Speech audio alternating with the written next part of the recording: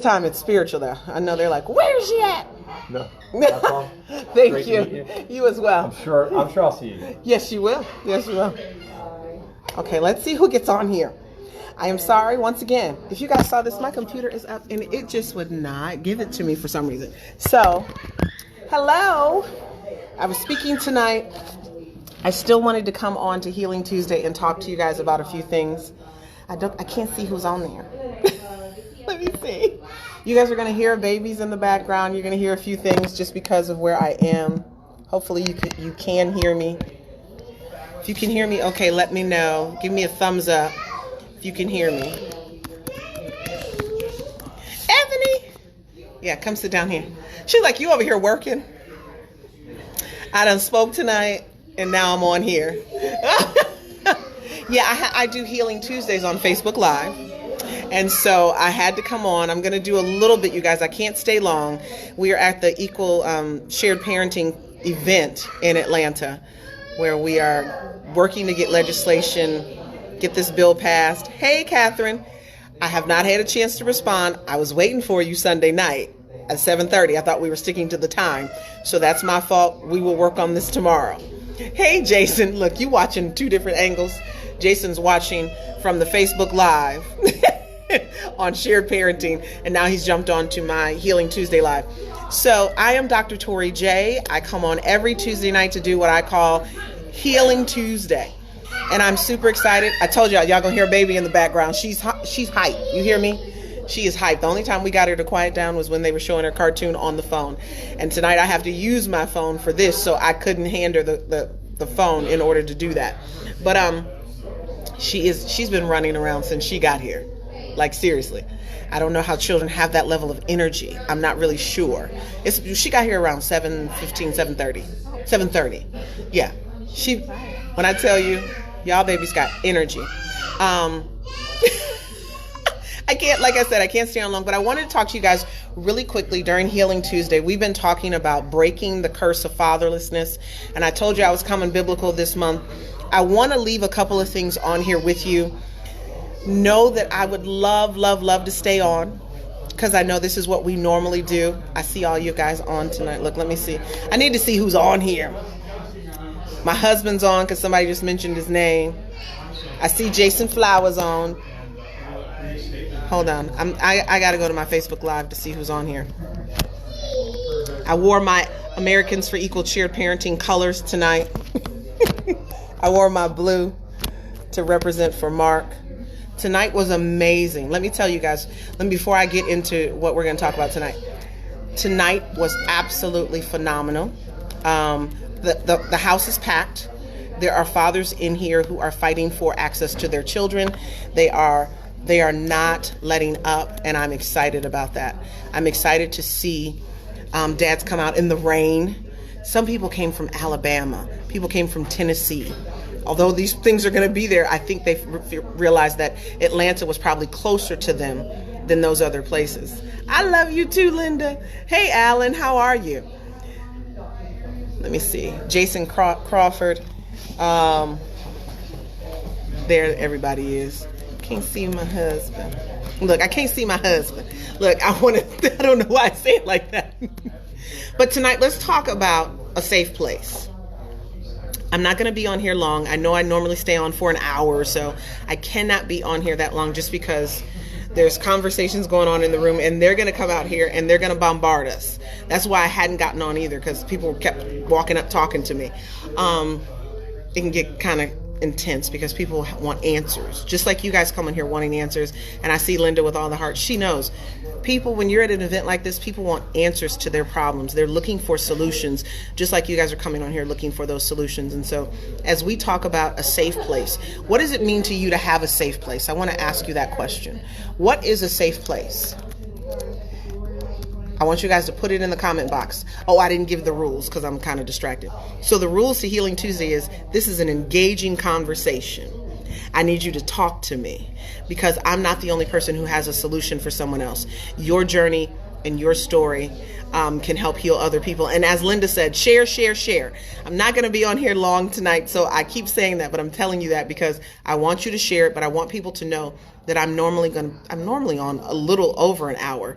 Tonight I'm going to cut it around 30 minutes, just because I don't want you guys to hear all the noise and all the people bombarding the hallway, because it's a packed house, unlike some of the other times that we've had these events. I am super proud of you guys for even logging on Tuesday.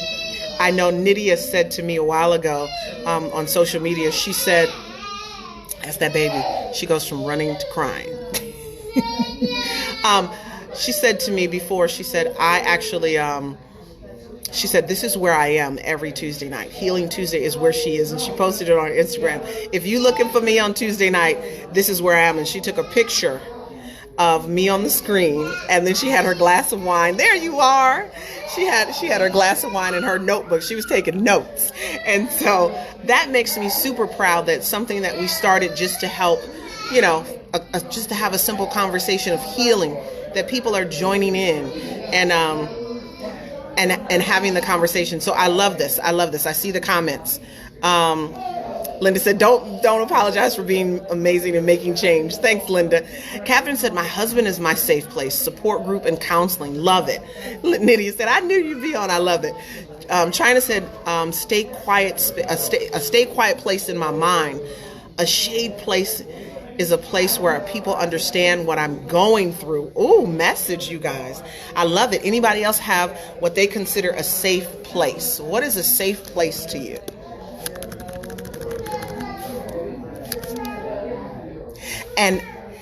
And while you're answering that question, if you've already answered it, and while you're still formulating or wondering if you're, kind of questioning if you're going to answer, no, I'm not going to say if. My question to you now is, are you a safe place for someone? 1 in the box for yes, 2 in the black box for no. Are you a safe place for someone? Christopher said probably work. Okay, work is your safe place. Hey, sometimes that's what it is. Safe place. And as I'm talking about that, I realized before I got married, my husband and I don't know if you guys know this story. My husband and I, this is our second time around, not second time being married, but second time around. We were together, I want to say 2002 to 2004. Nydia said, no, I'm not a safe place to somebody. Okay, that's okay. We're going to talk about that. Catherine said, yes. Who else? Want to make sure? Yes, put 1 in the box. 2, no, you are not a safe place for someone else. I realized that as a woman, the first time we were together, that I needed to be a safe place for him to lay his head, a safe place for him to come to. I can admit that with all of my situations and emotions, sometimes I am not the safest place for my husband.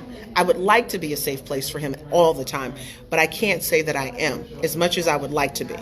I know we all want to be perfect in that way. James said yes. Linda said yes. China said, no, I need to heal first. Message. See, that's why I said that. There are areas still in my life that I'm working on healing. And even though I've dug up some things, dug up some roots, dug up some issues and all of that, sometimes I'm triggered and that residue shows up, and I'm not the safest place for my husband. So I love the fact that Catherine said she's a safe place for her husband. I can be a tremendous safe place for most of my friends. My friends see me as that. They look to me as that. Brian says, wish I was there in Georgia with you guys. That's okay, Brian. We'll see you in D.C. soon. I know we will. When it comes to being a safe place for someone else, that's not always easy, like China said, because we need to heal first most of the time. We're not able to be that safe place for someone. I want to have this conversation about, I called it a safe place because there are times when we're in China's situation and we don't heal first. And so then we don't become a safe place, but we go to someone who poses as a safe place, who presents well as a safe place. And what we find out is they were really not a safe place. They were actually a harmful place. They were a place where they presented a great, like they played the whole thing out and acted like they were perfect. Catherine said, healing is also messy. Absolutely. Healing makes you feel like you're going crazy. Healing makes you feel like you don't know like my life is being snatched from underneath me and you just feel like you're going nuts. But when I talk about a safe place for people, when you are not healed, especially in that time when you're needing a safe place, we have the tendency and the ability to draw the wrong people. How many of y'all done that? Thought somebody was a safe place, gave them all your information, relaxed in their arms, and then it turned out real bad. It turned out almost fatal. It turned out traumatic for you. Because if you don't heal those things, then you get caught up in a situation that was worse from the thing you needed healing from. Nydia said, I sometimes think I am and can be, but I also know I have a lot of healing to do. I realize I'm not a safe place when I blow up. Come on, Nydia. Jesse is watching from inside the... I see Jesse on here. Hey, Jesse. Jesse's inside the event, and he's watching my Facebook Live. We have to recognize where we are in the journey of healing, because if we don't recognize it, we draw the wrong person into our lives. We draw these people into our lives, and we think that who they presenting themselves are, and maybe we think they're who they're presenting themselves as. China said reflection. Yeah, it's time. We have to reflect. We have to think about who we are and look at ourselves in the mirror and be honest. Denial is a dangerous place. Oh, I don't need my daddy. I'm good. I don't need a man. I'm good. That's a lot of denial. Oh, I don't need her. I don't need marriage. I don't need this. I don't need that. Look, that is all defense mechanism. And it's keeping you from your healing. And it's causing you to be drawn to individuals who will do more harm than good to you. So when I'm talking about a safe place and I'm talking about individuals, especially women, can I talk to you for a minute, ladies? When you don't have the right individual or the right healing in your life, and you have wrong individuals in your life, guess what we'll do? We will make a man a project. We'll make him our safe place. We'll give him our bodies. Come on. And then we have children with somebody we don't know. We have children with men we don't know because we thought they were a safe place, or we needed, there's a message. I felt that in my spirit. We needed them to be a safe place because of the moment we were in our lives. That's a truth. Definitely have become self-aware to be able to pick up on subtle red flags. Absolutely. Linda said, yep, made that mistake. Trust is hard. See, now that you've trusted in this area, now that you've made somebody your safe place, and they really weren't your safe place, although you knew red flags that someone just talked about, now you have a hard time trusting good people that you're supposed to allow to be in your safe place. Must reflect our feelings, our heart, and our state of mind, I think is what you meant, or maybe stage, to make sure that we're on the path of the healing process. Healing takes time, and being consistent to want to be healed and not be in denial. Absolutely. Those are important. James is saying the truth right there. That's absolutely important. So let's talk about where I want to go. I want to talk about Samson and Delilah. I told you I was coming from the Bible 100% this month. We're going to break the curse. And one of the curses of fatherlessness is you attract the wrong people and you allow those people to be your safe place, and they're not. They're detrimental to your well-being and to your health. They're detrimental to who you are called to be. I don't know if you guys know, but I'm going to allow you to find it on your own. It's Judges 16 when we get to Delilah. So let me describe who Samson was. Samson was a powerful man. He was strong in all of Israel. He actually lived in the territory of the Philistines, and he found himself falling in love with Philistine women. And he would get himself into trouble here and there. And one woman that he fell in love with, it was real. And it was really where he was. They were supposed to get married, and then there were some things that happened, right?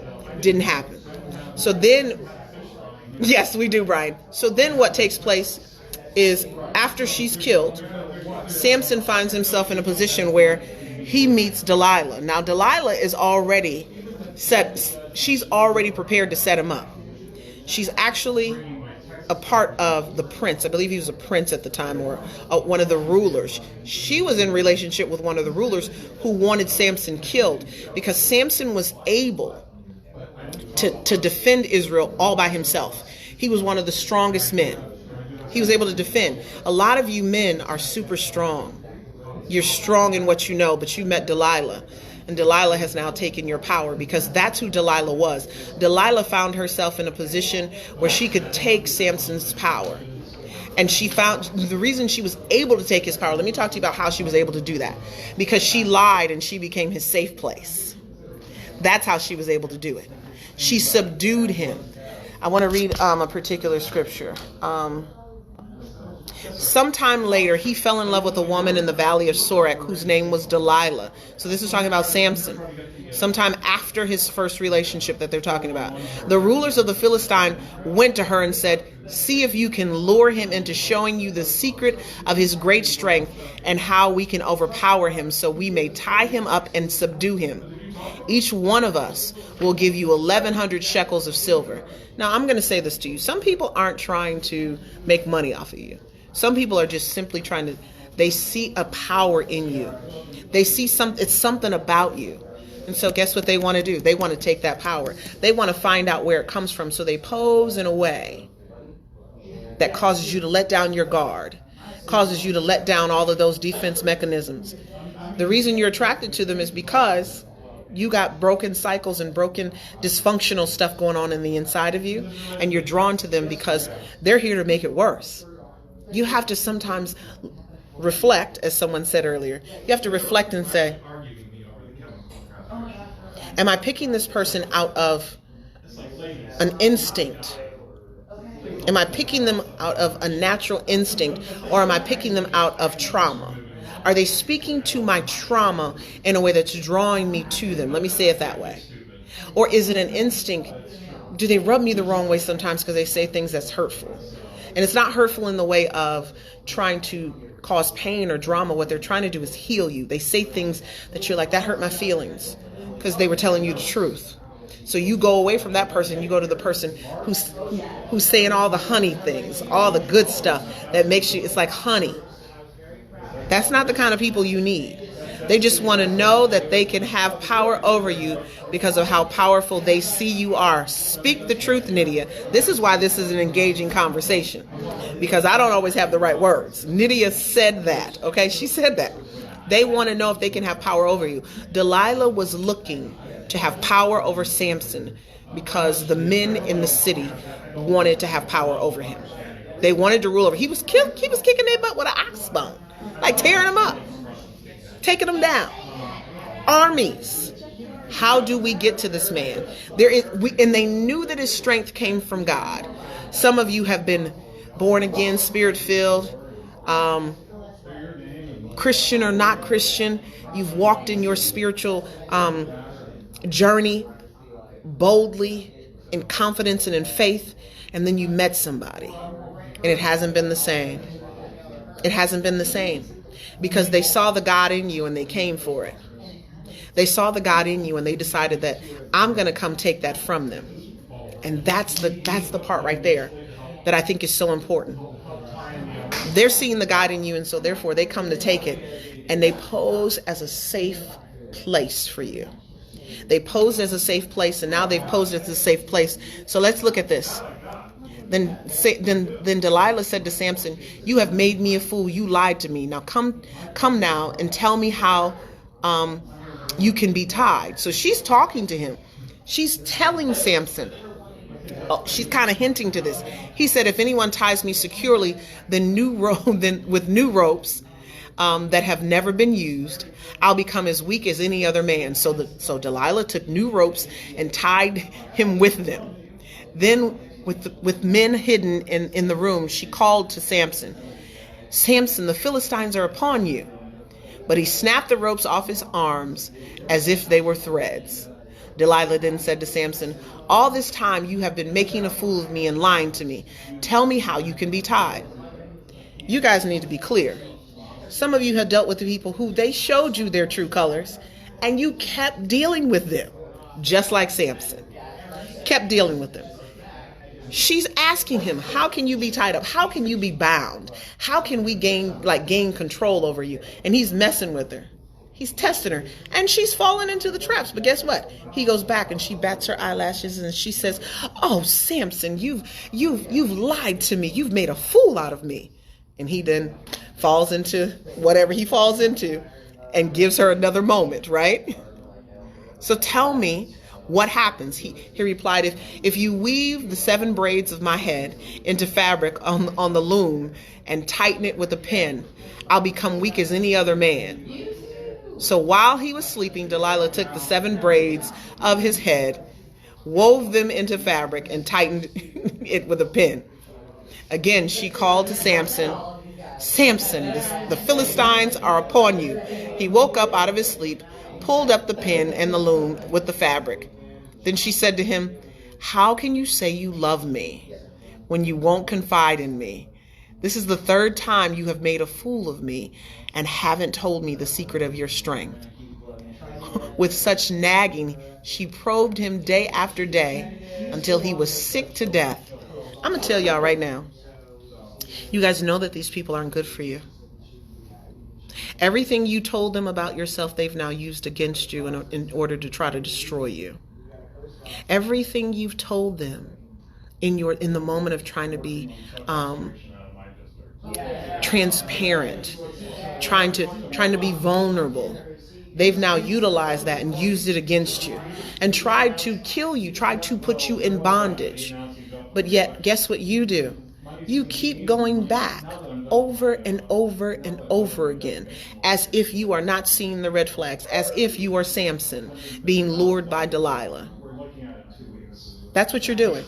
I want to skip down because she does it a couple more times. So once you get to that point, it's verse 17 here, because I think I told you guys where I'm at. It's Judges 16, and now I'm in verse 17. It says, so he told her everything, because she said, she nagged him until he was sick to death. So this is what you have.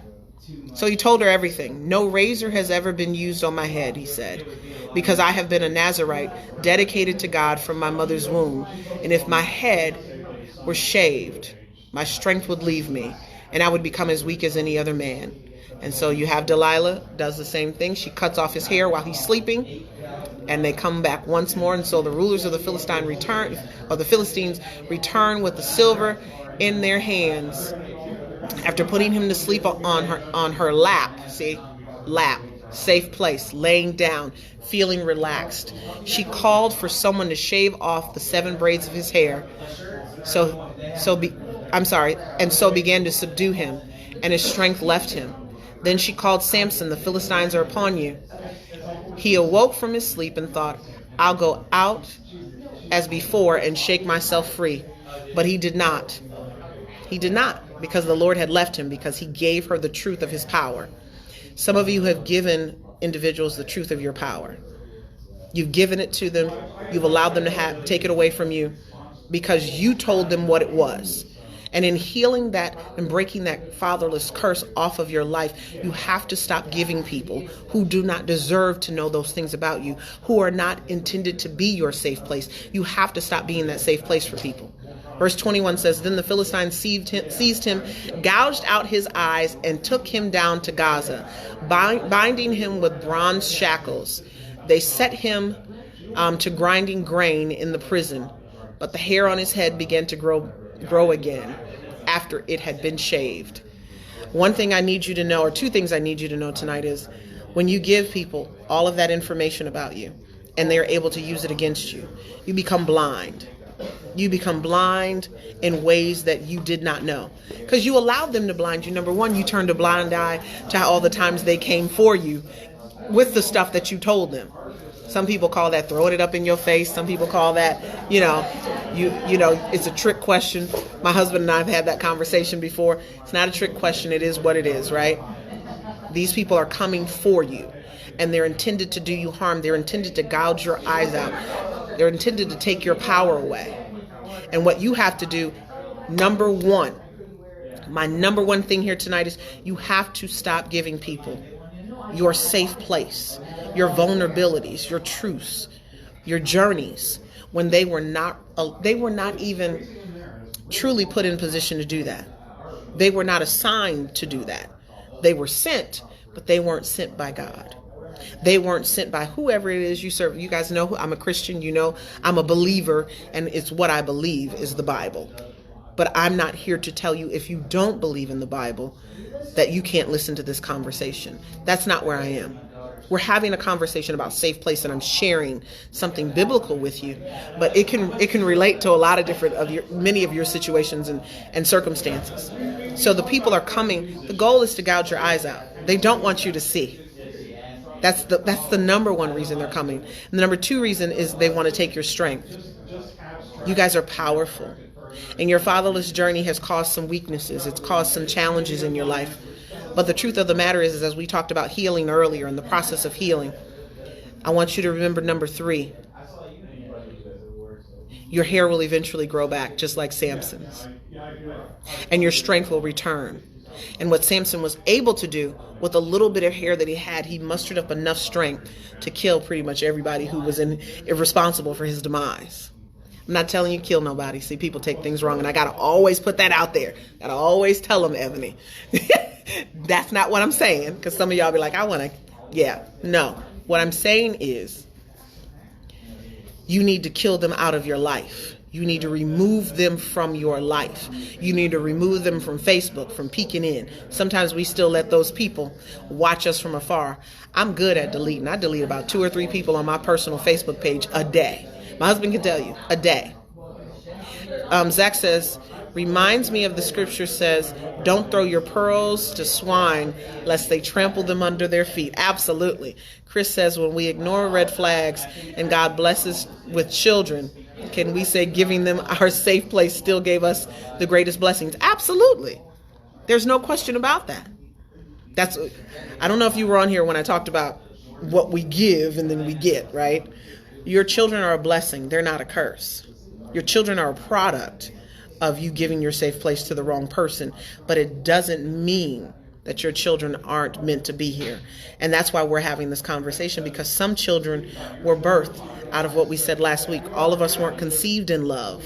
Some of us were conceived in lust. Some of us were conceived from a situation that wasn't what God intended.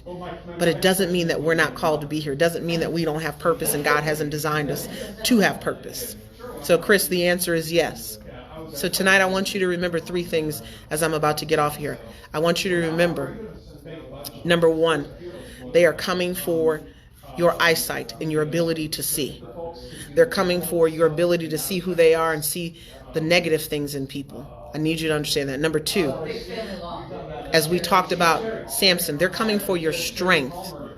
And so always be on top of your discernment game. Trust your intuition. Trust what you feel about people. Not the traumatic side. Not the traumatic and the dysfunctional side. Be like, ooh, they telling me everything I want to hear. I would suggest that you begin to trust people who would tell you the hard truth and not flinch. That's the person that's called to be in your life. That's the person who's called there to be there by design. The third thing I want you to remember is the most positive thing of all. That even after they may gain your sight and they may gain your strength, eventually your hair will grow back. Eventually you will be able to see them for who they are. And once you're able to see them for who they are, you will know to cut them out of your lives. You will know what to do. You will know how to do it. And even tonight, some of you are going to really listen and think about this. And you're going to start cutting people off of your social media tonight. You're going to start deleting people out of your phone tonight. Because some of you do what we do in our single life. We entertain folks. Oh, I just need a laugh. Look, ladies, can we have a talk real quick? Sometimes we let men entertain our ears sometimes at night because we feel lonely. And before you know it, you're in a relationship or you done had sex with somebody that you knew you wasn't supposed to have sex with. Like you, even when in the midst of it, you're like, I am not supposed to be here. But because you let just a little whisper, just a little entertainment, seduced. You got seduced. And I know men get the same thing, but I'm talking to my ladies for this real quick, for this moment real quick. I want to stop letting people entertain you. Stop going on dinner dates with people you said no to 5 times. There's a reason you said no 5 times. I've done this. And I have girlfriends who've done this. Men, stop asking a girl to go out on a date multiple times when she ain't even, like, if she said no the first time, then she doesn't respect you and she doesn't know your value. I get persistence. My husband and I went to see a movie called Queen and Slim a few weeks ago. And when we saw this movie, this man had asked this girl to go out on a date multiple times, and she finally said yes. And he was like, why did you say yes? And she said, because I had a bad day. She had a bad day, so she said yes. Let me tell you, that bad day got worse. She ended up killing a cop, causing a whole situation, or that he ended up killing a cop because they were wrestling, called a whole situation. And you know what my husband said that movie should have been called? Left at the Diner. That's what he said it should have been called, because from the beginning, he even asked her, so would you have gone out on a date with me again? She was like, nope. If he had left her at the diner, he would have never experienced any of that. So now some of y'all need to go out and see Queen and Slim and read Samson and Delilah in Judges 16. But it's an intense movie about a man who wanted to just go out on a date with a girl, and he asked her multiple times, and she had the stankiest attitude. Ebony, have you seen the movie? Oh God, her attitude was so bad. I'm cringing. Did you bring me here because this is all you can afford? That's what she's saying at the diner. He said, no, it's because it's black owned. Oh. See, now you shut down. You know, like, oh, am I putting my foot in my mouth? Yes. She is putting her foot in her mouth. If somebody ain't cooking by the second date, it ain't meant to be. Jason, you a mess. Absolute mess. Yeah, that movie right there, when I tell you that movie was nuts. She's a Delilah as far as I'm concerned. Now, it turned out the way it turned out. For those of you who are going to go see it, I'm using it as an example because it felt wrong. My husband said that movie should have a different title. That movie should have lasted all of 5 minutes. And it's called Leave That Chick at the Diner. Because she didn't even deserve to get in his car after the stuff she said to him at dinner. How many of you are taking people out on dates? Men, you taking chicks out on dates? Hey, Jarius, who don't even want to go out on a date with you. They're just getting a free meal. They had a bad day. Maybe the dude that they really like didn't want them to go out that night. Right? So therefore, they chose to go out with you to get that free meal. And you let them lure you. And in luring you, now you got situations and stuff going on with them. You entangled with them. And they're just on the verge of taking your eyesight and taking your strength. I need you to cut them off tonight.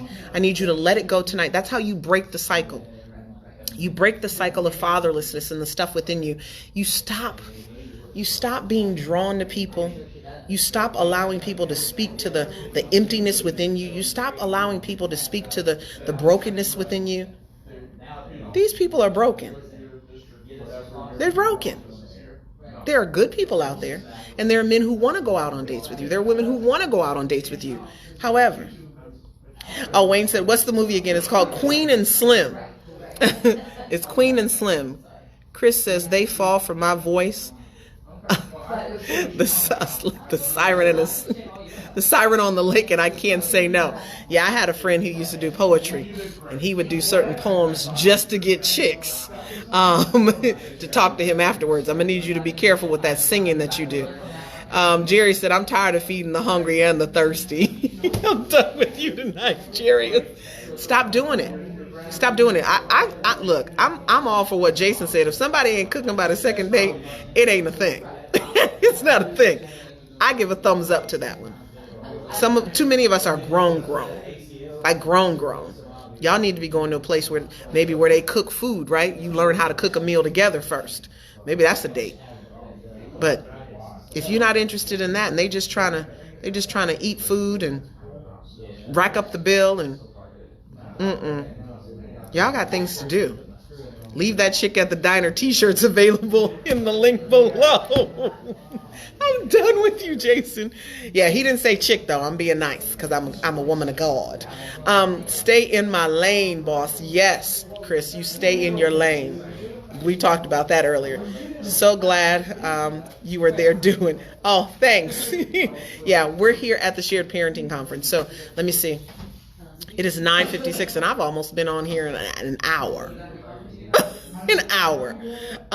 So let me just end with what I was trying to end with a moment ago. But y'all get me drawn in the conversations in the comments, and I want to stay on for 2 hours, but I can't.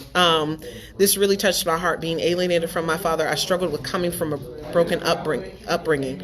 Healing generational trauma is tough work. Absolutely.